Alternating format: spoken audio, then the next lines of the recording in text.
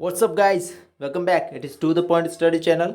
और आज हम कंटिन्यू करेंगे इस चैप्टर के क्वेश्चन आंसर्स। हमने one words type question answers को डिस्कस कर लिया है, इसके साथ साथ हमने नोट्स इसके डिस्कस कर लिए। ओके, सो स्टार्ट करते हैं without any further delay.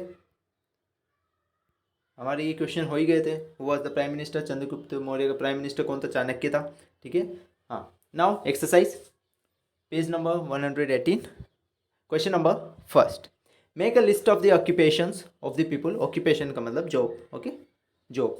Who lived with in the Maurya empire, यानी कि जो मौर्य एम्पायर के अंदर जो लोग रहते थे उनके ऑक्यूपेशन के बारे में बताओ। क्या क्या करते थे वो? कुछ तो करते होंगे, ठाले थोड़ा ना बैठेंगे, कुछ तो करते होंगे, उनके बारे में बता दो। तो बताओ तो क्या क्या करते थे वो। चीफ ऑक्यूपेशन हम देखेंगे इसमें। फार्मिंग, भाई नॉर्मल सी चीज़ है, खाने के लिए कुछ तो करेंगे तो फार्मिंग करेंगे। सेकेंड, ट्रेडिंग, पैसा भी तो अर्न करना है या फिर कोई दूसरा सामान भी तो लाना है, तो उसके लिए क्या करोगे? ट्रेड करोगे, यानी कि गुड्स के बदले गुड्स तो एक्सचेंज करोगे ही, पैसे तो चलते नहीं थे उस वक्त।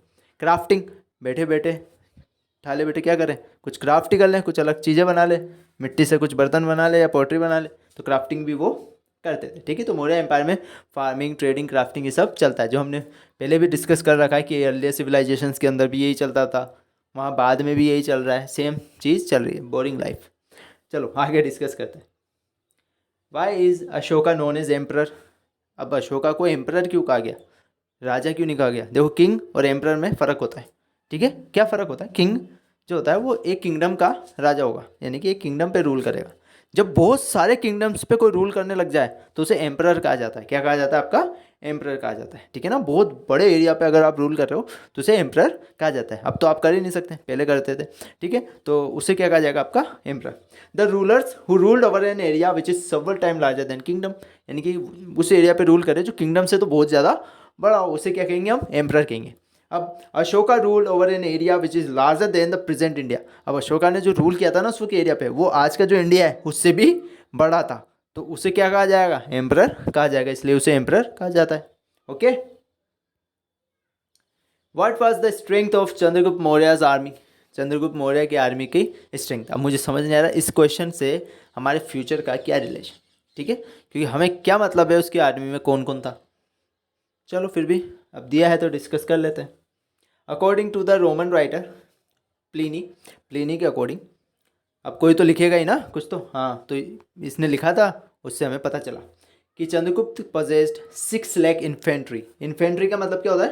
पैदल सेना। देखा होगा ना लड़ाई में वो पैदल पैदल चलते, तलवार लेके, भाले लेके, हाँ, वो इन्फेंट्री कहलाती। तो 6 लाख तो इन्फेंट्री थी।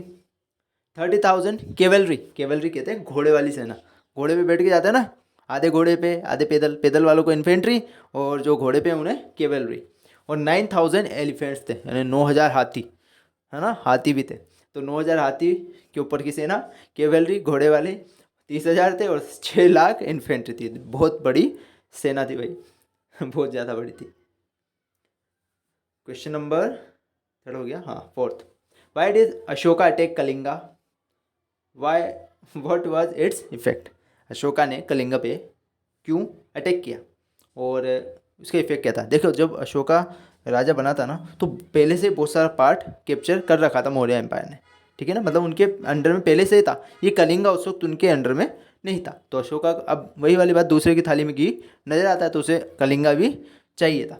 ठीक है, तो 8 years after becoming king Ashoka attack, तो 8 साल लग गए इस वक्त तैयारी में। अशोका ने अटैक किया कलिंगा पे और उसको जीत लिया। अब जब कलिंगा, मैंने आपको बताया था, कलिंगा जीतने के बाद जब बहुत ही बुरी वॉर थी, वो बहुत ही भयंकर क्या थी? वॉर थी। उसमें इतने लोग मरे, इतने लोग मरे कि अशोका ने देख के, भाई अब से मैं युद्ध ही नहीं करूँगा, इतनी लाशें देख के वो घबरा गया कि अब से युद्ध कैंसिल। ठीक है, okay. So more than A lakh of people were killed, तो उसका इम्पैक्ट क्या था कि 1 लाख से ज़्यादा लोग वहाँ पे मरे थे। ठीक है, और उसके बाद अशोका ने वॉर को गिव अप कर दिया, जो कि आपका ये चैप्टर का नाम भी है, Ashoka who give up the war. Question number fifth. What were the problems that Ashoka wanted to solve by introducing dhamma? ठीक है, धामा नहीं धमा, है ना, धर्म। तो क्या प्रॉब्लम्स अशोका ने फेस की, या नहीं, अशोका ने क्या प्रॉब्लम सोल्व करने के लिए इस धर्म को लेके आया था, अशोका धर्म? ठीक है, इसको क्यों लेके आया था, क्या प्रॉब्लम्स आ रही थी इस वक्त? तो देखिए, people followed different religions and sometime call. अब देखो, उस वक्त लोग क्या होते थे, उस वक्त क्या अभी भी अलग अलग रिलीजन लोग फॉलो करते हैं। अब कोई भी किसी के ऊपर कुछ भी कह देता है तो क्या हो जाता है? झगड़ा चालू हो जाते, तो उस वक्त भी ऐसे झगड़े हो रहे थे। रिलीजियस मैटर पे झगड़े चालू हो गए थे। इसके साथ साथ हर रिलीजन में एनिमल्स को सेक्रीफाइस किया जाता था। तो वो स्लेव्स और सर्वेंट्स जो आपके गुलाम होते थे उनके साथ बहुत बुरा बर्ताव किया जाता। इन सबको क्वारल्स, फैमिलीज में भी लड़ाइयाँ चल रही थी, नेबर्स में भी लड़ाइयाँ चल रही थी। सब क्यों हो रहा था? बिकॉज ज्ञान की कमी थी, ठीक है ना, किसी को सही ज्ञान नहीं था, नॉलेज की कमी होने से ये सब हो जाता है। तो उस वजह से अशोका ने कहा कि इन सबको मैं फोर्स से तो यानी कि फोर्स यानी ताकत से तो सही नहीं कर सकता। तो एक ही चीज़ है जिसका इनका बहुत अच्छा इफेक्ट पड़ सकता है, इम्पेक्ट पड़ सकता है। वो क्या था उसका? उसको धर्म, अशोका धर्म। अगर मैं धर्म के जरिए जाऊँ तो शायद इनको सही कर सकता हूँ। तो इन प्रॉब्लम्स को सोल्व करने के लिए उसने धर्म को इंट्रोड्यूस किया। What were the means adopted by Ashoka to spread the message of dharma. अब क्या क्या करा उसने ऐसे? अब देखो, अशोका पर्टिकुलर तो जाएगा नहीं हर एक घर में, हाँ भाई, हाँ भाई धर्म की ज़रूरत है आपको, नॉक नॉक करा गेट पे, धर्म की ज़रूरत है, नॉलेज देने आया हूँ, तो उसको गेट ही बंद कर देंगे मुंह पे, है ना, ऐसे तो जाएगा नहीं। वैसे राजा है, कौन मुंह को गेट थोड़ा ना बंद करेंगे। तो इसने क्या करा? इसने अपॉइंट करे, ऑफिशियल्स अपॉइंट करे और उन्हें अलग अलग डायरेक्शन, पहले उन्हें सिखाया और फिर उन्हें अलग अलग डायरेक्शन में भेज दिया कि जाओ सिखा के आओ, ठीक है। उनका नाम क्या था? धमा महामत। क्या कहा जाता था उन्हें? धमा Mahamad. From place to place, वो प्लेस टू प्लेस जाते थे और इंस्क्राइब दिस मैसेज। इसके साथ साथ उसने क्या करा? पिलर्स आपके जो होते थे, रॉक्स, इन पे अपने मैसेजेस को इंस्क्राइब कर दिए ताकि लोग आए देखें और पढ़ लें। लोग आए देखें और पढ़ लें। अब कुछ तो पढ़ सकते थे, कुछ नहीं पढ़ सकते थे, ठीक है। अब जो पढ़ सकते थे वो पढ़ते थे और दूसरे को बता देते थे।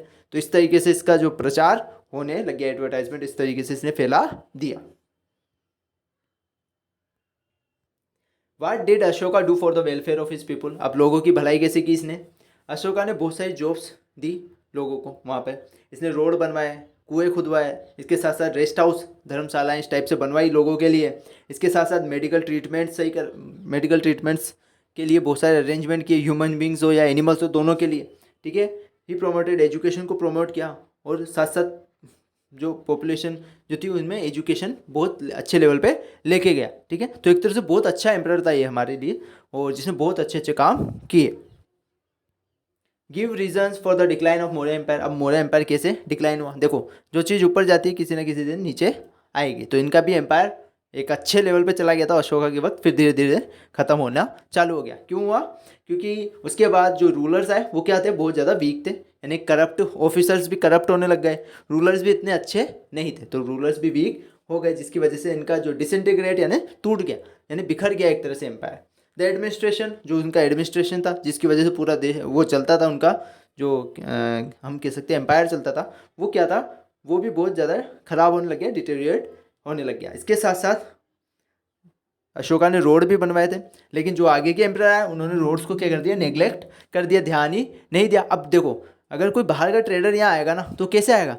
कोई जरिया होगा, कोई रास्ता होगा तभी तो आएगा। अब तुम उस रास्ते को ख़राब कर दोगे तो वो यहाँ आ ही नहीं सकता। तो इससे उनके ट्रेड पे भी इफेक्ट पड़ गया, बिजनेस पे इफेक्ट पड़ा, तो इकोनॉमी तो जाएगी जाएगी नीचे, पैसा कहाँ से आएगा देश के पास? तो उस टाइप से। ओके, सो ये सारे रीजंस थे अशोक मौर्य के एम्पायर के डिक्लाइनेशन के। ओके, जैसे ख़त्म होता गया। आई होप समझ में आ गया होगा।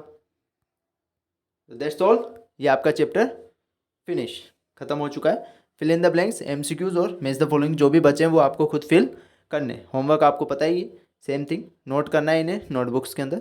उसके साथ साथ फिर मुझे व्हाट्सएप पे सेंड करना है। और साथ के साथ एक और चीज़, क्या बोल रहा था मैं हाँ, जो आपके एमसीक्यूज और फिल इन द ब्लैंक्स है वो आप फिल करोगे। उसके बाद अगर कोई कुछ नहीं आता उसमें से तो व्हाट्सएप पे मुझे भेज देना कि सर इसका आंसर मुझे बताओ, मैं वो आपको भेज दूंगा। जैसे मुझे टाइम मिलेगा मैं आपको उसका आंसर सेंड कर दूंगा, ठीक है ना। डरने की कोई बात नहीं इसमें। Okay, so thank you guys for watching this video. If you like this video, hit the like button, subscribe कर देना चैनल को, लाल सा एक डॉट दिखेगा, सब्सक्राइब कर दो, उसे दबा दो। हाँ, बुरा नहीं मानेगा वो, दबा दो उसे, ठीक है ना। लाल लाल गुस्से में हो रहा है ना, उसे शांत कर दो। Okay, so thank you, bye bye, see you in the next video.